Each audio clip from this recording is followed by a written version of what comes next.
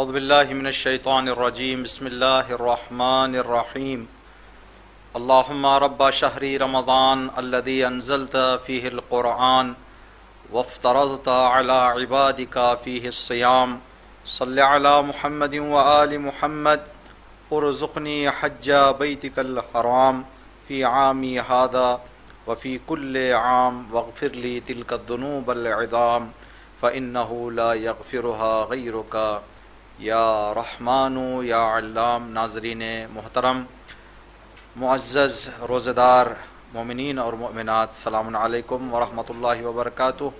اللہ رب العزت سے ماہ مبارک رمضان کے 21 دنوں کی طاعتیں، عبادتیں، اعمال، دعاؤں کی قبولیت کی آرزو کے ساتھ بچے ہوئے ایام اور بچی ہوئی زندگی میں اللہ کی بارگاہ میں گزشتہ سے بہتر حاضر ہونے کی تمنا کرتے ہیں، دعا کرتے ہیں۔ شب روز شہادت امام علیہ السلام گزر چکا ہے۔ ہم اس مناسبت سے دوبارہ آپ تمام کی خدمت میں جو محبان، عاشقان، جانثاران اور فدائیان خاندان علی و اولاد علی علیہ السلام ہیں، تعزیت اور تسلیت پیش کرتے ہیں۔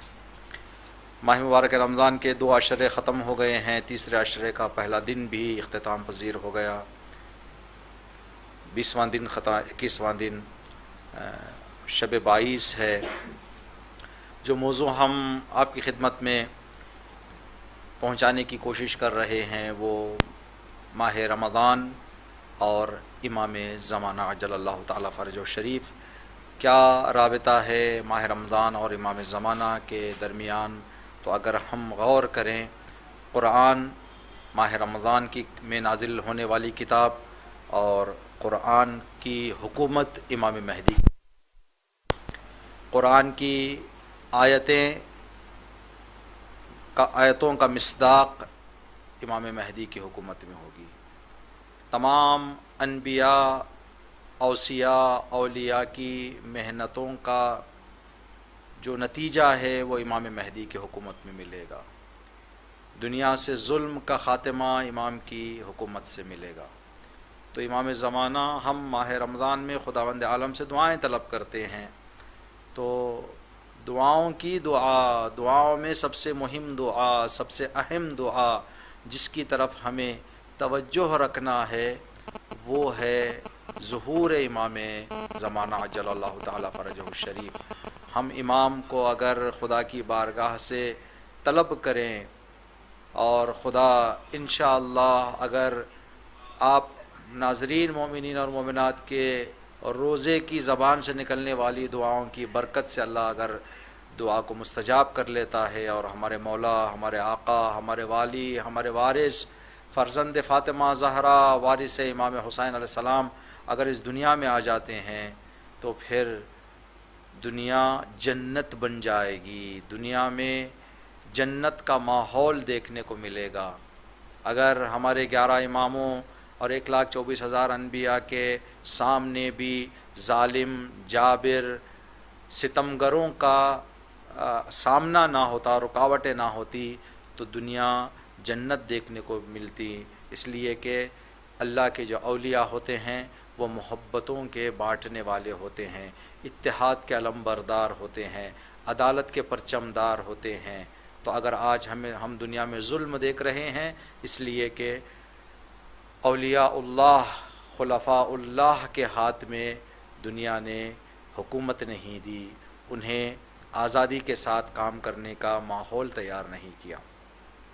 امام زمانہ کا مسئلہ اتنا مہم مسئلہ ہے کہ ہمارے 14 معصومین علیہم السلام میں سے ہر معصوم نے الگ الگ زاویے سے روشنی ڈالی ہے۔ ایک روایت ہم نے کچھ دن پہلے آپ ناظرین کی خدمت میں ہم نے عرض کی تھی کہ ایک شخص چھٹے امام جعفر صادق علیہ السلام کی خدمت میں حاضر ہو کر کہنے لگا، یا ابن رسول اللہ، آپ فرما رہے ہیں کہ سلسلہ امامت کی آخری کڑی امام مہدی عجل اللہ تعالی فرجہ الشریف پردہ غیبت میں چلے جائیں گے اور یہ پردہ غیبت میں جانا ایک لمبے عرصے کے لیے ہوگا۔ تو سوال میرے ذہن میں یہ ہے کہ جب وہ پردے میں ہوں گے تو دنیا کو کیسے وہ اپنا فیض پہنچاتے رہیں گے، کیسے دنیا ان سے فائدہ لیتی رہے گی؟ تو چھٹے امام نے जनाब जाबिर इब्न अब्दुल्लाह अंसारी के सवाल का हवाला दिया, ए मेरे सहाबी, जो सवाल तुम्हारे जहन में आया बिल्कुल यही सवाल जाबिर के जहन में भी आया था, जैसे तुम मेरे से पूछ रहे हो।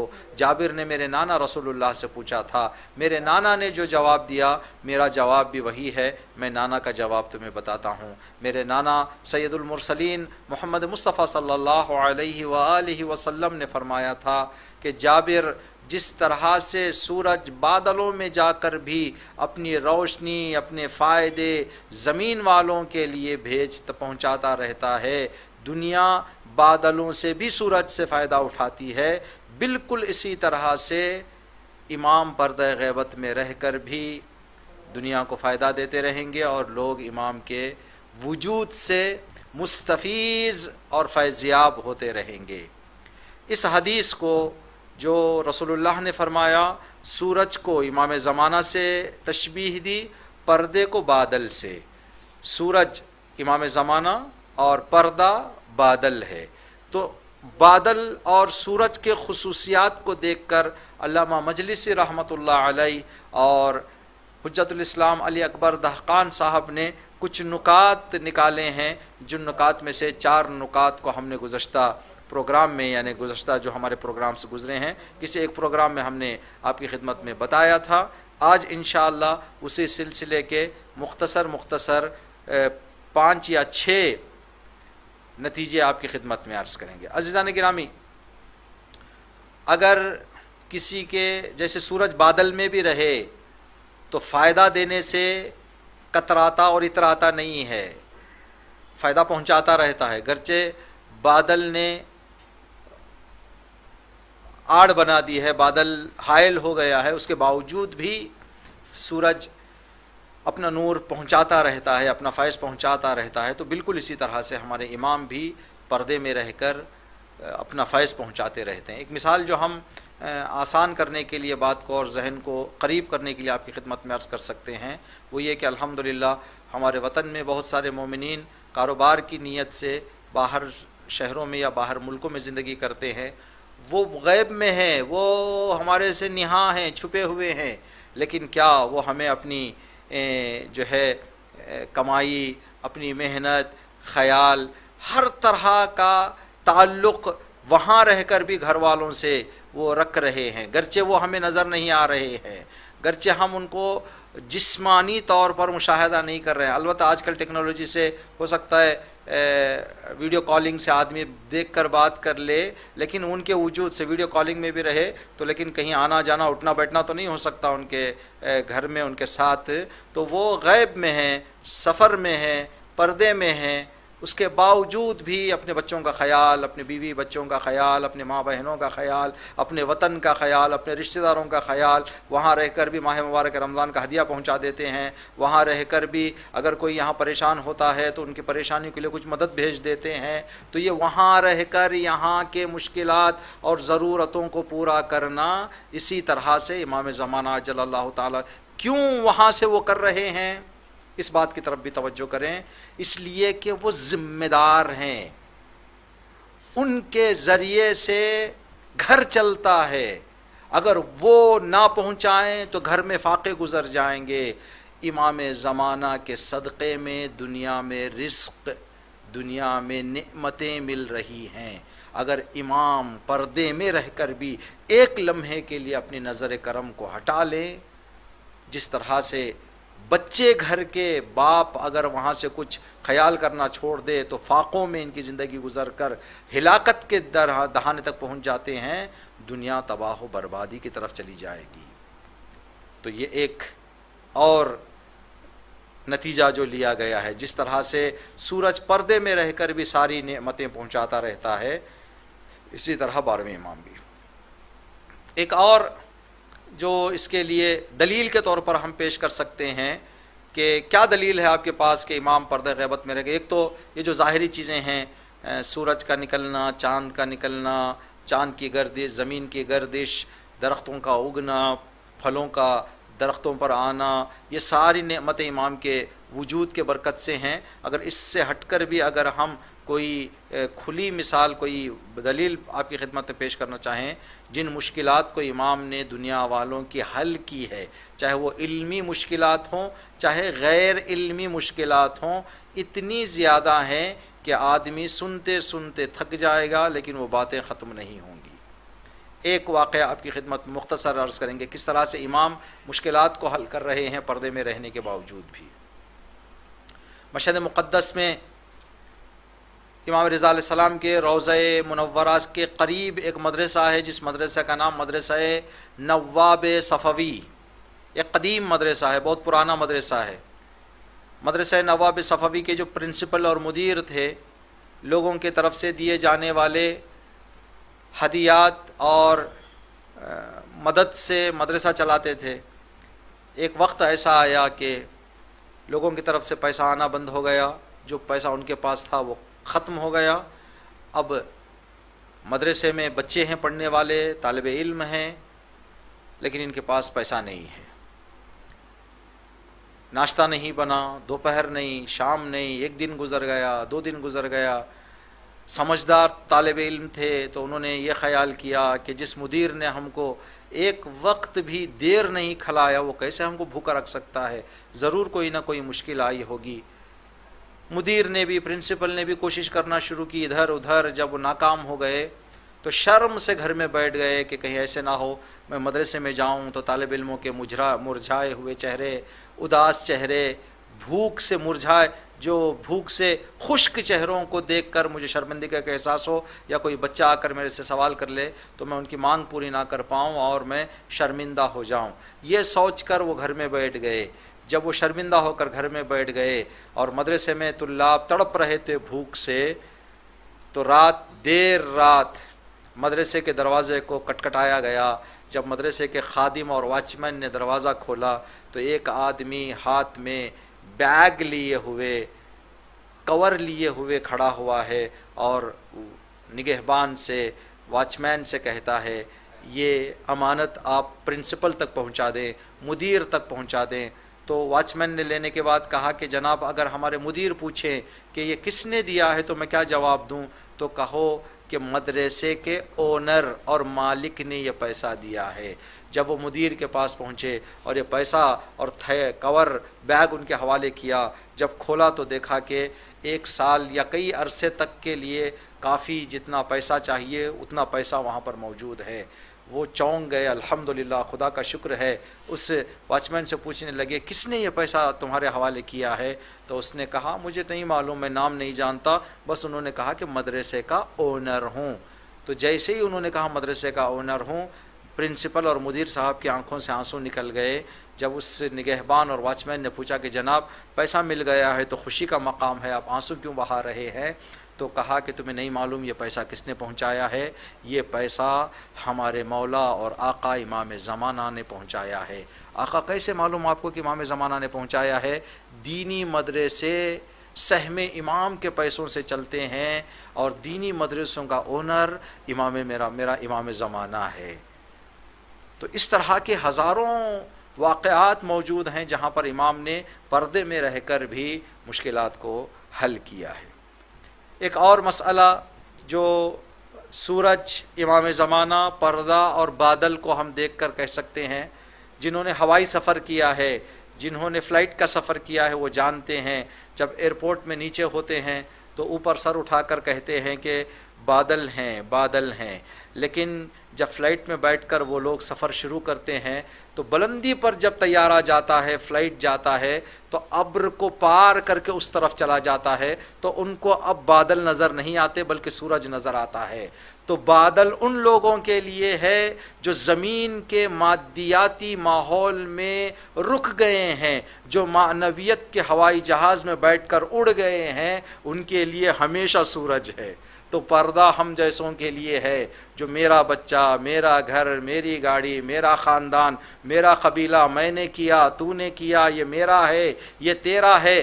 ہم مادیات میں جب گھر گئے ہیں، پھنس گئے ہیں، تو جب ہم سر اٹھاتے ہیں تو ہمارا مولا ہمیں پردے میں نظر آتا ہے۔ اگر معنویات کے گرفت سے، زنجیروں سے اپنے آپ کو آزاد کر کے ہم معنویتوں کا سفر شروع کر دیں، طیارے اور ہوائی جہاز میں بیٹھ جائیں، جب ہم ابر پار کر جائیں گے تو پھر ہر وقت ہمارا مولا ہمارے لیے حاضر و ناظر ہے۔ پردہ، بادل، امام زمانہ اور سورج۔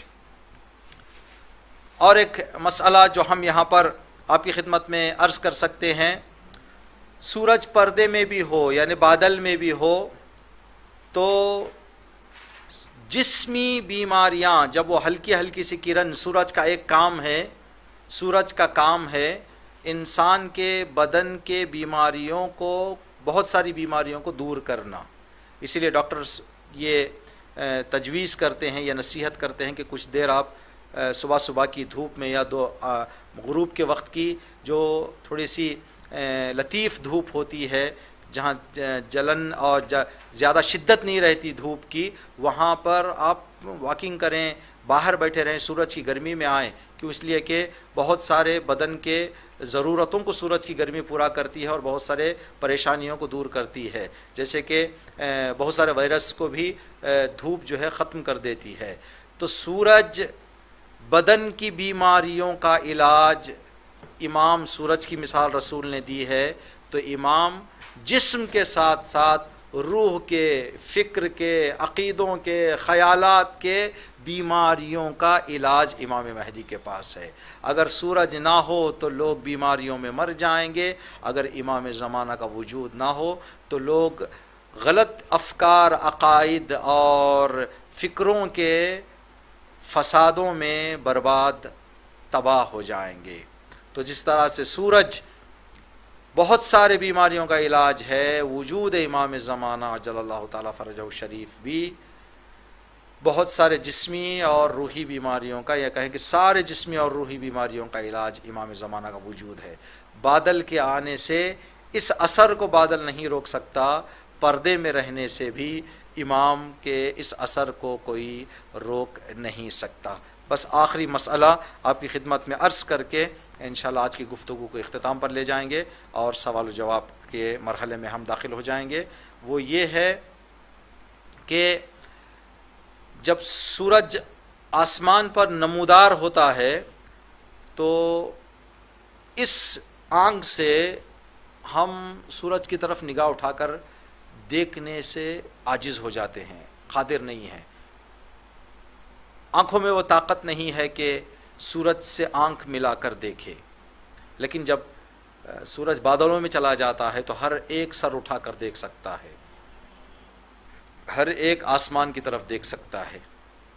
تو عزیزان گرامی، امام زمانہ اگر پردے سے باہر ہوں تو جس طرح سے بہت سارے لوگ سورج کو بغیر بادل کے دیکھنے کی طاقت نہیں رکھتے، سمجھنے کی طاقت نہیں رکھتے، اسی طرح سے اگر امام سامنے آ جائیں تو شاید بہت سارے لوگوں کے لیے برداشت نہ ہو۔ اگر اس سورج کے علاوہ دیگر جو ہمارے 11 سورج ہیں ان کو دنیا نے ثابت کر دیا کہ دنیا سنبھالنے کی طاقت نہیں ہے۔ امام علی کا سورج کوفے میں چمکتا تھا لیکن کوئی امام کو نہ سمجھ پایا، امام سے اپنے اس عیاں سورج سے جیسے فائدہ لینا چاہیے تھا ویسا فائدہ نہیں لیا گیا۔ تو جب بادل آ جاتے ہیں تو ہر کوئی دیکھ سکتا ہے آسمان کی طرف۔ شاید ہم جیسے گناہگاروں کے لیے اللہ نے سوچنے کا مقام دیا ہے کہ میں اپنے سورج کو پردے میں لے جا رہا ہوں، تم کم از کم اب آسمان کو اٹھا کر دیکھو، سر اونچا کرو، فکر کرو اپنے مولا اور آقا کے بارے میں، اور امام کے نہ ہونے کے مشکلات کو درک کرو اور امام کے جلد آنے کی دعا کرو۔ ہم اللہ کی بارگاہ میں ماہ مبارک رمضان شبۂ قدر کا واسطہ دے کر دعا کرتے ہیں کہ پروردگارہ تیرے والی و وارث امام زمانہ کا جلد از جلد ظہور فرما۔ انشاءاللہ ابھی مختصر وقفے کے بعد علی چینل کے اراکین سوالات لے کر آپ کی خدمت میں حاضر ہوں گے۔